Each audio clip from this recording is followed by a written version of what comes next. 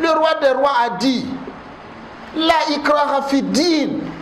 Pour ce qui est de ma religion, là, je ne veux être d'une religion de paix. Et lorsque vous sortez pour une expédition armée, n'oubliez pas l'essentiel. Votre objectif n'est pas de tuer. Votre objectif, et le prophète alayhi salatu wa salam de leur dire qu'en réalité le grand djihad, c'est la lutte que chacun de nous individuellement nous devons mener contre notre propre ego, contre notre nafs. Quand le prophète dit... je pense que le thème du sermon c'était le djihad. Il a donné la bonne définition du djihad. Le plus important... On a retenu que l'islam c'est la religion de la paix et que cette paix-là, on doit... Allahu Akbar, Allahu Akbar, Allahu Akbar,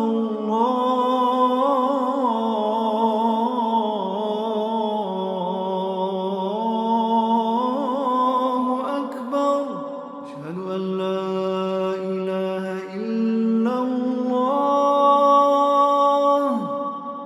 Ashhadu an la ilaha illa Allah.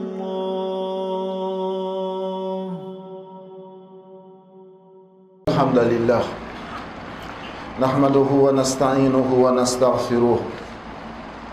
Wa na'udzu billahi min shururi anfusina wa min sayyiati a'malina. Man yahdihillahu fala mudilla lahu ومن يضلل فلا هادي له أشهد أن لا إله إلا الله وحده لا شريك له أشهد أن محمدا عبده ورسوله يا أيها الذين آمنوا اتقوا الله حق تقاته ولا تموتن إلا وأنتم مسلمون. Louange à Allah subhanahu wa ta'ala. Nous le louons, nous le glorifions. Auprès d'Allah subhanahu wa ta'ala, nous demandons la guidance, ainsi que la rémission, mes frères et sœurs dans la foi. Nous attestons qu'il n'y a de divinité qui mérite l'adoration si ce n'est Allah subhanahu wa ta'ala, celui qui est unique, qui n'a point d'associé, qui n'a pas engendré, qui non plus n'a été engendré, qui ne ressemble à rien et à qui également rien ne ressemble. Celui à qui Allah subhanahu wa ta'ala fait grâce de la guidance, nul doute que la personne aura réussi.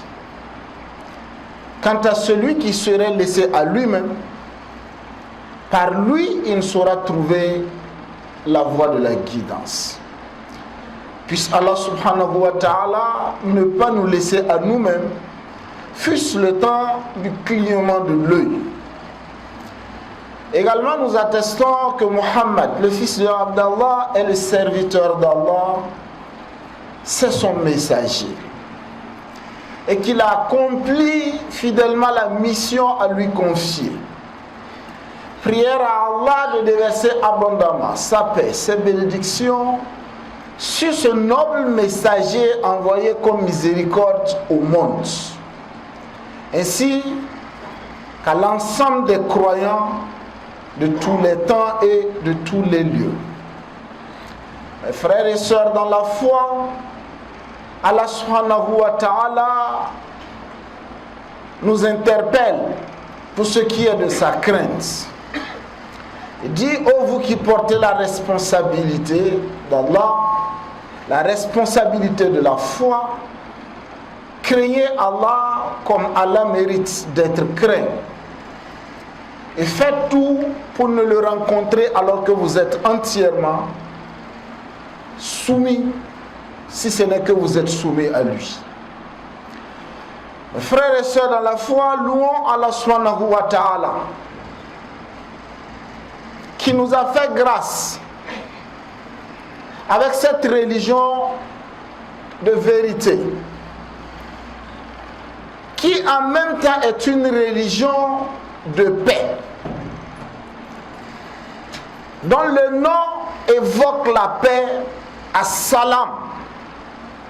L'islam est une religion de paix dont le nom émane du nom du Seigneur Allah subhanahu wa ta'ala, qui est la paix, celui de qui également vient la paix.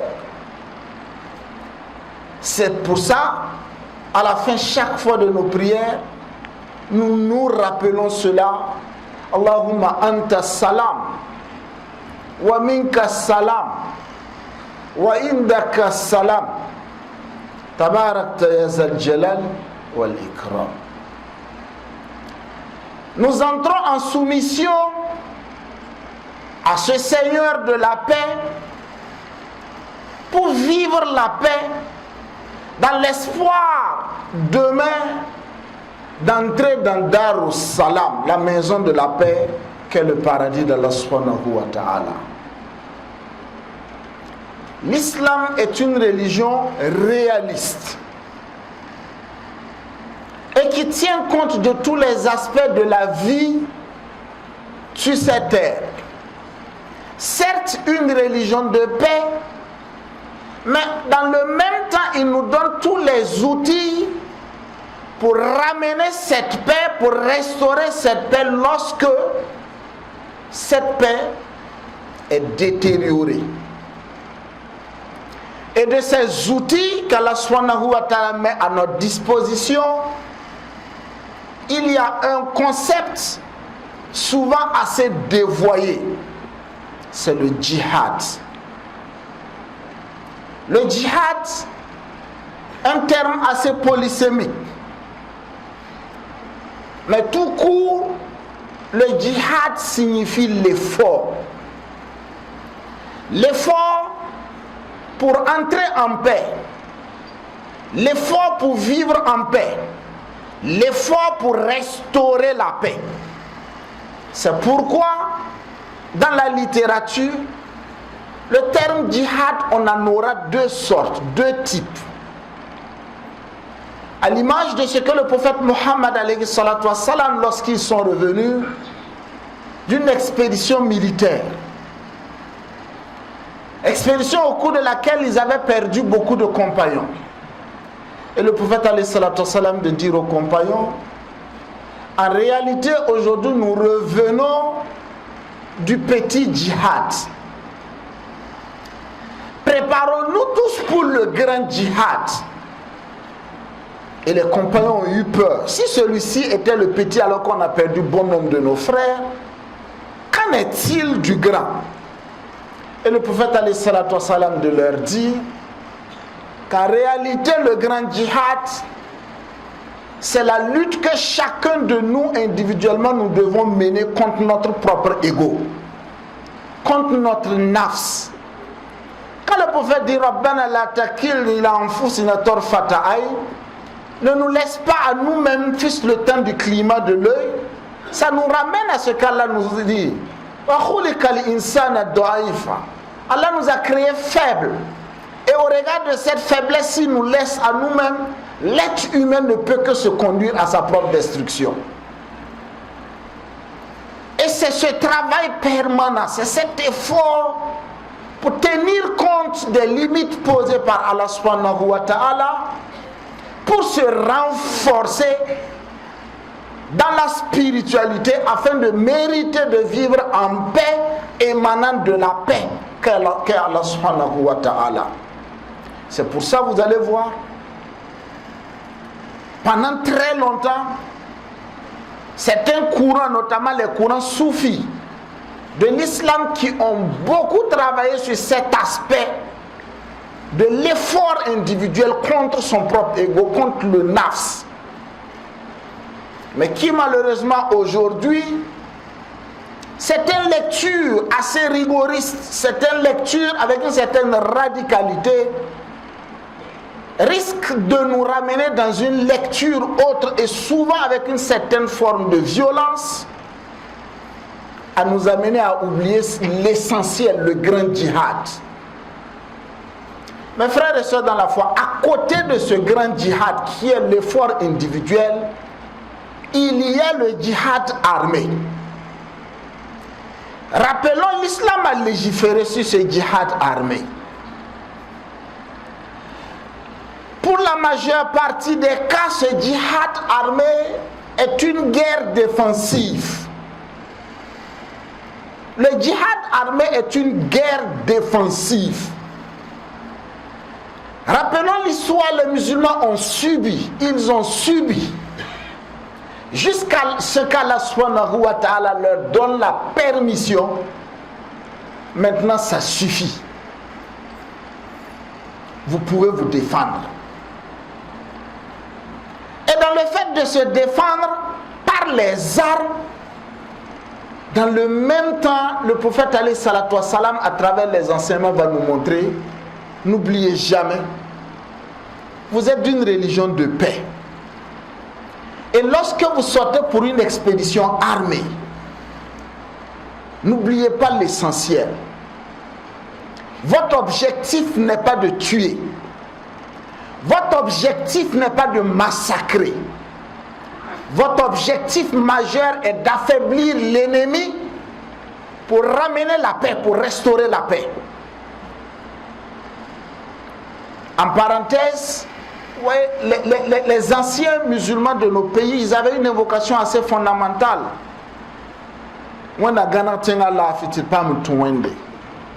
Qu'Allah nous accorde la paix pour qu'on puisse adorer Allah comme il se doit. En réalité, cette invocation, c'est plein de sens. L'expansion de l'islam n'a pu se faire qu'au moment où il y avait la paix et la quiétude. Et lorsqu'il y a cette expédition, le prophète leur rappelle cet essentiel. L'objectif, c'est de ramener la paix. Affaiblir militairement l'ennemi pour qu'on puisse en discuter et puis vivre en paix, pour qu'on puisse adorer Allah comme il se doit. C'est pourquoi il leur disait. Et les khalifes qui l'ont suivi ont répété ça toutes les expéditions. Dans le djihad armé, vous n'attaquez que ceux qui vous attaquent. Autrement dit, vous n'attaquez que les combattants. Ceux qui portent des armes et qui vous attaquent. Quand ils déposent les armes, vous déposez les armes. Rappelons-nous ce qui est arrivé avec ce compagnon. Lors d'une des batailles, il soulève son arme contre un ennemi. Et de cet ennemi, pour montrer sa soumission, pour montrer qu'il entre en paix, il dit La ilaha illallah Muhammadur Rasulullah. Malheureusement, il l'a tué. Et les compagnons lui demandent Mais pourquoi tu tues un qui entre en paix? Il dit c'est pas vrai. C'est parce qu'en réalité, il a vu l'arme face à la peur de la mort qu'il a dit ça. Il rapporte au prophète alayhi salatu wa salam, qui lui demande pourquoi tu n'as pas ouvert son cœur pour vérifier si c'est vrai ou c'est faux. Question de nous dire, mes frères et sœurs dans la foi, comme nous on a l'habitude de le faire, on se porte des jugements, alors que celui qui connaît le contenu de nos poitrines, c'est Allah subhanahu wa ta'ala.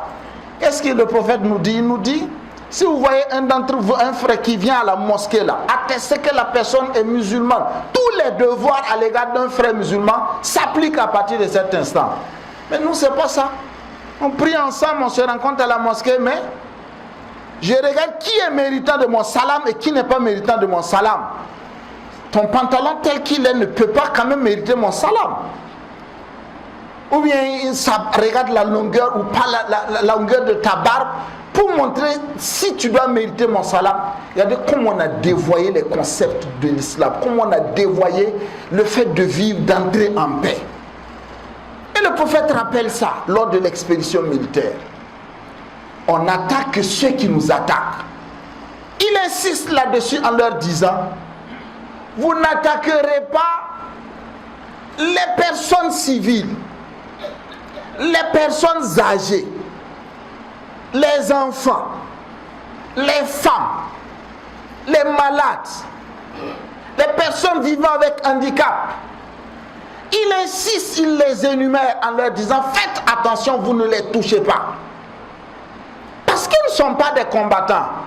Et qu'est-ce qu'il leur ajoute? jamais vous n'attaquerez les religieux, notamment les prêtres et autres, vous ne les toucherez pas. Notre objectif n'est pas de massacrer, notre objectif n'est pas de détruire. Il leur ajoute en disant,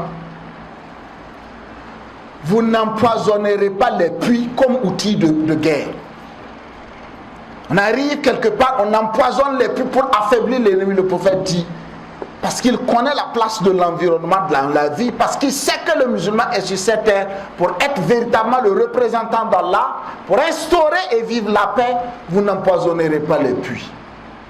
Vous ne toucherez pas à leurs biens. Même les arbres, vous ne les massacrerez pas. Vous devez être à la fois respectueux de la vie humaine, mais aussi de la créature d'Allah subhanahu wa ta'ala en général, lorsque vous êtes dans cet effort armé de vous défendre.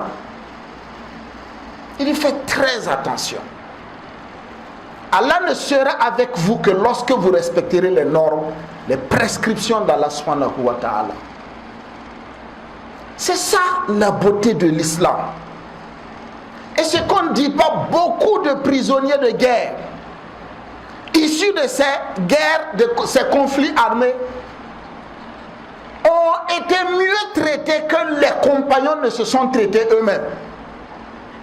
Et certains, lorsqu'ils ont été libérés, se sont convertis à l'islam au regard du comportement que les musulmans ont tenu à leur égard. C'est ça la beauté de l'islam. Aujourd'hui, que l'on veuille nous faire comprendre que l'islam,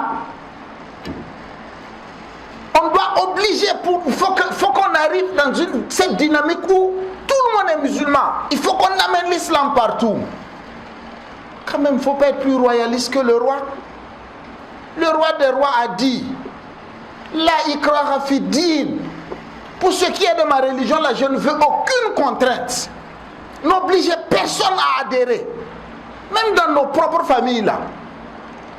Si tu obliges ta femme à mettre un voile sur sa tête, tu obliges ta fille à mettre un voile sur sa tête alors que son cœur ne l'a jamais accepté, son cœur l'a toujours détesté, c'est un non-sens. Spirituellement parlant, ça ne veut rien dire.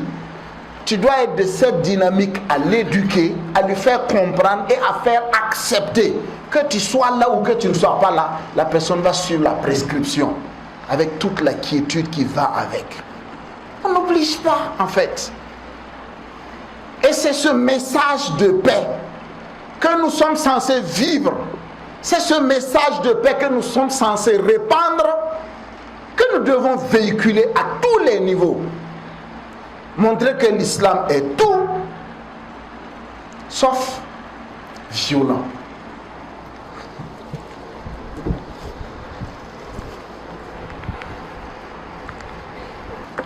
Alhamdulillah. Wassalatu wassalam ala habibullah fil awalin wa fil akhirin. Mes frères et sœurs dans la foi, tous aujourd'hui, nous portons cette responsabilité individuellement et collectivement de vivre et de faire comprendre cette beauté de l'islam qui accepte la violence que lorsqu'elle est nécessaire pour nous ramener à la paix et à la quiétude. Parce qu'il n'y a que dans cette paix que l'on peut vivre la sérénité qu'il faut.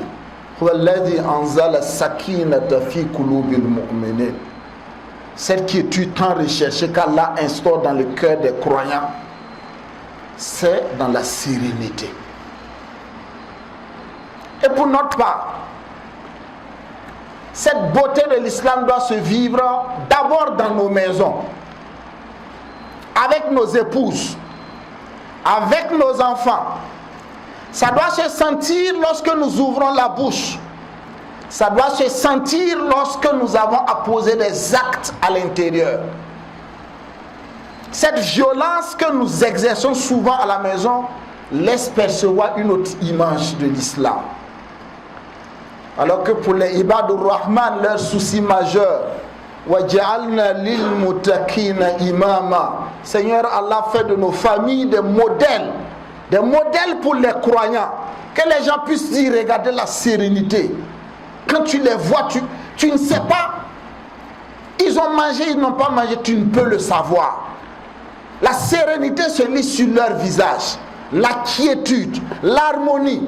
On n'a pas dit que nous sommes des anges. Ou des fois, il n'y aurait pas de désaccords. Non. Même quand il y a ces désaccords, l'islam nous dit d'utiliser ces outils pour revenir assez rapidement à la paix et à la quiétude. Ça va se commencer dans nos familles, dans nos cadres professionnels. On ne dira pas que nous ne recevrons pas de coups, mais que ces coups ne viennent pas de toi. Tant que tu es sur la justice, Allah sera toujours avec toi. Et le dernier mot, Allah donne ça aux croyants. Quoi qu'il fasse, quand Allah dit Arsala Rasulahu bil huda wa dinil haq, et dit liyuzhirahu ala dini kullihi walau karihal kafirun walau karihal mushrikun, qu'il veuille ou qu'il ne veuille pas, la victoire appartient à la justice, à la paix, à la droiture. Soyons sur ces valeurs. Vous verrez que, Inch'Allah, par la grâce d'Allah, on atteindra ces objectifs. Tous nous devons être ces acteurs de paix. Et l'action de la paix également nous amène, mes frères et sœurs dans la foi, à être dans cette dynamique de ne pas garder le silence face au mal. Très souvent, ce sont les tonneaux vides qui font trop de bruit. Nous ne devons pas rester inactifs face au mal. Et le prophète, alayhi salatu wassalam, en fonction de nos niveaux de foi, nous a donné 3 options. Face au mal, agissons matériellement, physiquement pour arrêter le mal. Quand on ne peut pas le faire, il faut dénoncer, il faut parler. Soyons des gens de bonnes paroles. Plus il y a de bonnes paroles, plus il y a l'espoir d'un lendemain meilleur. Ne laissons pas le faux prendre le dessus. Parce que quand le faux perdure trop, sans être contredit, à un certain moment, il donne l'impression d'être vrai. Qu'à côté de ce faux, il y a de part et d'autre le vrai, et que le vrai supplombe le faux. Et quand on est dans cette incapacité de dire, dans son cœur, il faut détester le faux. Il faut détester la violence, en aimant la paix. Mais sachant que lorsqu'on est dans cette posture, le prophète nous dit que c'est le plus bas niveau de la foi. Mes frères et sœurs dans la foi, nous avons actuellement une pensée très pieuse à l'égard de nos frères et de nos sœurs qui croupissent sous les bombardements des coalitions. Nous pensons à nos frères de Gaza et à tout autre frère qui, dans l'injustice, souffre souvent face au silence de tous, parce que souvent nous manquons de les porter rien que dans la prière, qui ne demande que peu d'efforts. Pensez à eux, demandez à Allah subhanahu wa ta'ala, le dernier mot t'appartient. Accorde une issue favorable à ses frères et à ses sœurs. Il n'y a de force ni de puissance qu'en toi. Ce qu'ils pensent être force, elle n'est que vaine. Le minimum aujourd'hui que tous nous pouvons, c'est d'avoir une pensée à leur égard et de prier pour eux. Qu'Allah nous accorde son pardon, qu'il nous fasse davantage miséricorde et qu'il nous agrée. Qu'Allah restaure la paix dans nos familles, la quiétude, la paix, la sakina dans nos cœurs. Qu'il fasse de chacun de nous des acteurs de la paix. Qu'il fasse de chacun de nous des porte-étendards de la beauté de l'islam. Que par nos comportements on appelle à la droiture, à la paix, à la quiétude. Qu'Allah subhanahu wa ta'ala restaure la paix et la quiétude dans nos pays. Qu'il accorde une issue favorable à tous ceux qui sont dans l'injustice, à tous ceux qui souffrent et à tous ceux qui croulent sous le poids de l'injustice. Qu'Allah subhanahu wa ta'ala accorde la santé à nos malades. Qu'il pardonne nos dévanciers. Qu'il les reçoive dans sa miséricorde infinie. Qu'il fasse de leur demeure des jardins du paradis. qu'il nous gratifie tous de vie qu'il aime et qu'il agrée. Qu'Allah nous gratifie de son amour, de l'amour du prophète, de l'amour de la religion, de l'amour de la justice, de l'amour de la paix. Et qu'Allah nous fasse entrer en cette paix lorsque nous allons le rencontrer. Qu'il fasse qu'on le rencontre alors qu'il est satisfait entièrement de nous et que nous sommes également satisfaits de lui en tant que notre unique Seigneur. Allahumma rabbana lakal hamdu kama yanbaghi li jalali wajhika wa azimi sultanik. Subhanaka la ilma lana illa ma 'allamtana innaka antal alimul hakim. Mawlaya salli wa sallim مولاي صل وسلم ابدا على حبيبك خير الخلق كلهم والصلاه والسلام على رسول الله في الاولين وفي الاخرين اللهم انك عفو تحب العفو فاعف عنا لا اله الا انت سبحانك انا كنا من الظالمين نستغفر الله العظيم الذي لا اله الا هو الحي القيوم ونتوب اليه حسبنا الله ونعم الوكيل نعم المولى ونعم النصير اللهم يا حي يا قيوم يا رافع يا قاهر اخر من أرادني بضر بكفرك يا من أخرج آدم من الجنة ورده ويا من ضر أيوب وشفاه ويا من جعل أعداء لموسى ونجاه ويا من رفع عيسى إلى السماء ويا من جعل يونس في بطن الحوت وأخرجه ويا من نجى نوحا وقومه مما الطوفان نجينا ويا من سلم إبراهيم من نار النمرود سلمنا من كل الفزع والحزن والهم والغم والضر والشر والفقر والمرض ومن كل ذي شر ومن جميع مصائب الدنيا والآخرة يا أرحم الراحمين ويا من أخرج يوسف من غيابة الجب وزينه بالحسنى يا قديم لسان لسانك القريم يا دائم يا قيوم يا كريم حسبنا الله ونعم الوكيل نعم المولى ونعم النصير وأيوب إذ نادى ربه أني مسني الضر وأنت أرحم الراحمين اللهم ربنا آتنا في الدنيا حسنة وفي الآخرة حسنة وقنا عذاب النار إن الله وملائكته يصلون على النبي يا أيها الذين آمنوا صلوا عليه وسلموا تسليما اللهم صل وسلم على عبدك ورسولك محمد وعلى آله وصحبه وأزواجه وذرياته اللهم صل على محمد وعلى آل محمد اللهم بارك على محمد وعلى آل محمد كما صليت وباركت على إبراهيم وعلى آل إبراهيم في العالمين إنك حميد مجيد سبحان ربك رب العزة عما يصفون وسلام على المرسلين والحمد لله رب العالمين. Ce que je retiens de la conférence du prêche de l'imam, c'est surtout l'islam, une religion de paix, une religion de cohésion sociale.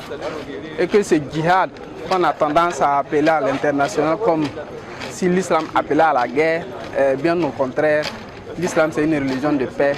Et que le plus grand djihad que l'imam nous recommandait aujourd'hui dans le rappel là, c'est vraiment le djihad contre notre propre personne et le djihad interne. Interne, c'est-à-dire entre nos familles, là où nous avons la responsabilité de gérer, que ce soit entre époux et épouses, que ce soit entre nos enfants, nos parents. C'est vraiment de travailler à instaurer ce climat de paix-là dans nos différentes familles. Je pense que le thème du sermon, c'était le djihad, et à donner la bonne définition du djihad. Le plus important dans le djihad, c'est le djihad contre soi-même, contre ses envies, contre son âme, contre son ego. Et le thème djihad est galvaudé aujourd'hui. Les gens utilisent le djihad pour faire de la violence, pour justifier l'injustifiable, qui n'a rien à voir avec le djihad tel qu'on le comprend en tant que musulman.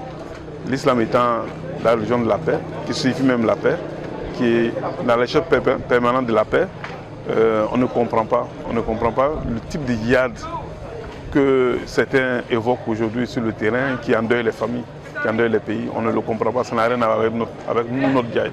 On a vraiment retenu que l'islam c'est la religion de la paix et que cette paix-là on doit partager, commençant bien sûr par notre famille et nos voisins, et ensuite au service. Dans toutes nos actions on doit sentir la paix. Et ça c'est vraiment quelque chose qui m'a beaucoup plu. Et c'est l'essentiel également de l'islam également, que tout est basé sur la paix. Et sans la paix, on ne peut pas bien adorer notre Seigneur. Et on doit prier à ce que notre pays repose et notre pays se porte bien pour qu'on puisse bien adorer notre Seigneur. Et pour cela aussi, nos actions, nos paroles, tous doivent contribuer à amener la paix dans notre pays. Vraiment, c'était intéressant.